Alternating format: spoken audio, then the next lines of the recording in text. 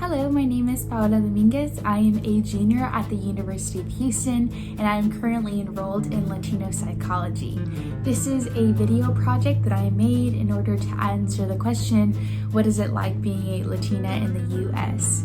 And so this is just a compilation of the majority of my experiences growing up and the things that helped mold my idea of what it meant to have the identity of a Latina in a country that was foreign to me. And so, I just tried my best at answering this question, although it is a really heavy subject at times and can be a very loaded question. I tried my best of just being able to represent that question in as many experiences as I could. And I wanted to thank you also, Professor. I don't think that without this class I would have been able to freely talk about these experiences in a way that I understood them and was able to process them if it wasn't for all of the different writings every week and all of the readings and the videos that were available to me because of this class. And so, I just wanted to thank you for teaching me this semester, even though it was through an online platform. I really honestly think that this was probably one of the best classes I've taken in my 3 years at the University of Houston, and I just wanted to thank you so much for this opportunity, and I hope you enjoyed my video. Hope it's entertaining, and my mom's mowing the lawn, so I'm gonna end it now. All right, enjoy! Hello, my name is Paola Dominguez. I was born in Saltillo, Coahuila, Mexico, and my family immigrated to the U.S. when I was 4 months old. And this is a lovely picture of me around a year old with really chubby cheeks. So I would say that my perception of what it means to be a Latina in the U.S. began to form when I realized how many pictures my mom would take just in my childhood of us just doing the most random things, or things that I assumed to be completely random, but to her were for some reason a really big deal. As I got older and began to understand the weight of what my parents had sacrificed by moving to this country, the pictures began to make more sense. These pictures represent a young new family in a foreign country, making memories from scratch, and having to cultivate a culture for me and my sister that was now defined by the level of acculturation that my parents had assimilated to. With this acculturation came an acculturative stress that came with the suppression of my home culture when I stepped foot out of my family's apartment, especially when it came to the language that I spoke. So this meant that I started to learn what it was like to speak to white people in my white people voice when I spoke to teachers or friends, and whispering on the phone with my parents because I didn't want anyone to hear me speak Spanish. This led me to curate friendships with predominantly white girls in order to suppress my own ethnic identity, because in my mind, me being Mexican just meant that I would never be or look like them. And they belonged to the majority culture that I viewed as superior because I never embraced the enculturation that existed in my own home. And so this led to always me feeling secluded and just being a brown dot in a sea of white. So being a Latina in the U.S. to me is not a very uncomplicated statement. It's actually quite complicated when I think about my relationship to it, especially the one with my own culture. But as I've gotten older, I think I've tried to fight this mindset of just feeling oppressed by a dominant culture and trying to embrace the one that I was born into in the best ways that I can. The concept of what it means to be Latina in the U.S. has definitely changed over time for me. It has been defined by many different age groups and experiences, and I think right now I probably have the best grasp on what it means for me. Getting excited when I find decor that represents my culture. Curating a wardrobe that represents my culture and is fashionably cute to me. Making sure I go on walks with enough sunlight out because my dad is super paranoid. Naming my dog something I knew both of my parents could pronounce with their thick accents. Listening to your dad's boots on the hardwood floor as he gets ready for work at 5 in the morning every day, knowing that you won't see him until after 8 o'clock that night.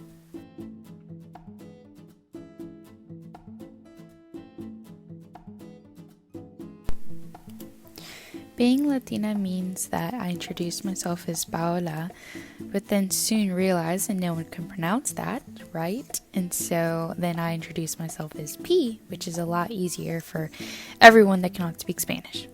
I thought it would be funny to show you all the ways in which people have mispronounced my name over the years, and now I think I have a pretty good speech down of just introducing myself and then directly saying that if they can't pronounce my name the right way, then they can just call me P.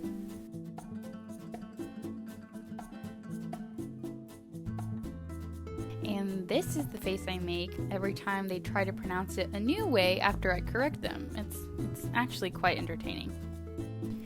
Being Latina means that you full-on sprint to the paletero in your neighborhood, which has certainly been a staple in a lot of our childhoods, and it was really familiar and comforting to hear that chime and just know that this is a hardworking person during this time as well, still trying to make money. In the next few videos, you'll be hearing from some of my friends and my family, just answering this question as well of what it means to be Latino in the US. This is a group of people who have certainly allowed me to talk more freely about this subject with them, and have truly just allowed me to see the beauty in answering this question with their own lives. And so I hope you enjoy this as much as I did watching these back, and just know that a lot of my own answers were filtered through their own stories, which is something super amazing that a community of Latinos can bring. It can allow you to see the beauty in your own story. And so yeah, I just hope you enjoy their videos and keep on watching. Hi, my name is Abigail Asua. I go by Abby.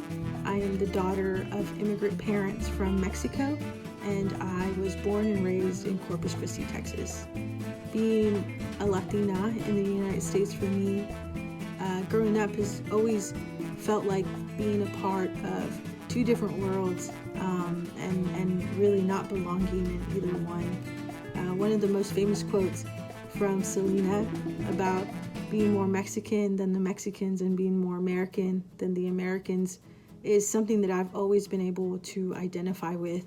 And mostly because as I've entered my American world, I felt myself hide my Mexican culture, and as I've entered into my Mexican world, I felt myself hide my American culture. But as I've grown, learned more about myself, learned more about my culture, I've seen myself really be able to appreciate my food and my language and my music and everything that encompasses my culture, and really embrace the way that God has made me and the family that I've been born into and the culture that I've been born into. So I've really seen the beauty of entering into these two separate worlds and not leaving my identity at the door.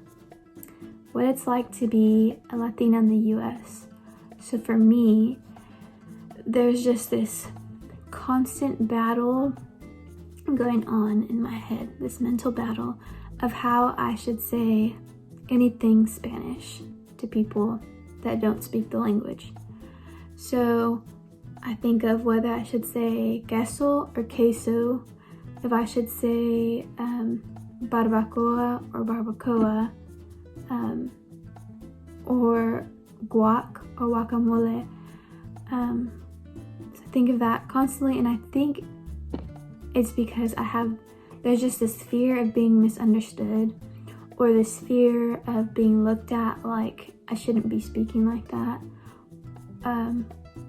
or be looked at differently. One example I can give you is that one time I called Chili's to make an order, and I asked for chicken fajitas, and the lady didn't understand me, so I repeated myself, and she said, "Oh, you mean fajitas?" And I said, "Yeah, sure, that's what I mean." So in that moment, that's when like the fears get proven, I guess, and then that's why the battle just continues in my head. Another example of something that I worried about growing up was my skin color. So I believe the lighter the skin, the more beautiful, which is a lie. All skin is beautiful. All skin colors are beautiful. But I grew up playing softball, and so I thought about not getting dark. So I would put this long sleeve every single time. I would wear this long sleeve, just dry fit long sleeve, under my uniform so that I didn't get any darker. And I wasn't the only one. I had friends that were also Latinos that would worry about the same thing, and they would do those things. So yeah, that was something that I constantly thought about growing up, how to prevent myself from getting too dark. But yeah, that's what it was like, or that's what it is like to be a Latina in the US. Hi, my name is Enrique, and being Latino in the United States means I can appreciate the beauty of music and like food and values of my culture, but also have appreciation for that's around me that I am now living in. But yeah, growing up though, it wasn't that simple. You know, I always had this like conflict of identity within myself, that I didn't belong here and that I didn't belong there. You know, my friends here, I was always seen as too Mexican for them, or I was always like that Mexican kid. But when I went over there in Mexico, I was always seen as like the American, or like the norteño, or like the gringo. And really, it wasn't until the grace of God like helped me see that now I can enjoy things that I've always enjoyed about my culture, and I can just share it with those around me here in the United States. And ultimately, like, I don't have to force myself anymore to do or like things for the majority culture, but instead I can do the things that I enjoy doing from the majority culture and blend it in with the little Latino mix in there. Hola, mi nombre es Maleni Dominguez, and this is my answer to the question of what is it like to be a Latina in the US. I can think back in 5th grade, we had the fire station come to our school and bring the fire truck, and we got the opportunity to sit in the driver's seat, put on the firefighter uniform, hold the hose, and then they ended this entire event with the lesson of that we need to have a fire escape plan for if our homes were ever to catch on fire. And growing up, we didn't have conversations like that. We didn't have conversations of what we were supposed to do if a fire was to happen. We were having conversations about what was supposed to happen if my parents were to ever be deported. What did I need to do? Who did I need to call? We had to ask the questions of who did we trust?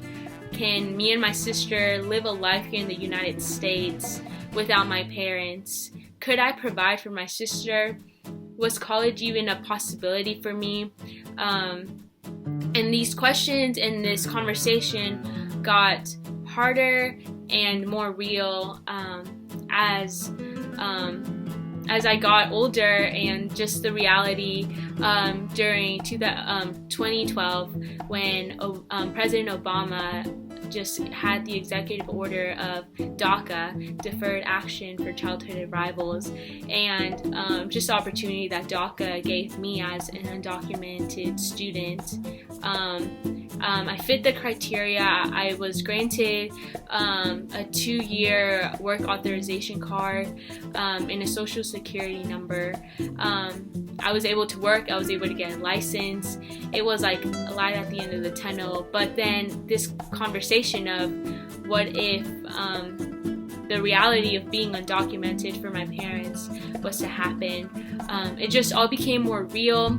I had to wrestle with individualism, everything I've been taught in this culture, in this American culture, that it's about you, it's about what you do, forget everyone, screw everyone else, it's all about you, versus these values I grew up with, that families first, like just what my parents would always instill is that they came here for a better life for us, and just the pressure of that, and the pressure that I was the firstborn. I was the first one to go to the DMV to apply for a driver's license. I applied for a job, applying for college, applying for financial aid, graduating, getting a job, getting married, all these things that being the firstborn I walked through was just, and the pressure of that is really what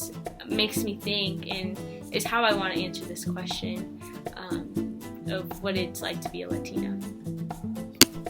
In conclusion, I think that what it means to be Latina in the U.S. for me has truly become a process that once began with trying to fight the labels that I was given from society about what I was supposed to be and the things that I was supposed to represent, and has slowly just been redeemed into embracing the labels that I have accumulated because of my Latinidad. And so a lot of these things look like being DACA and being a first-gen college student.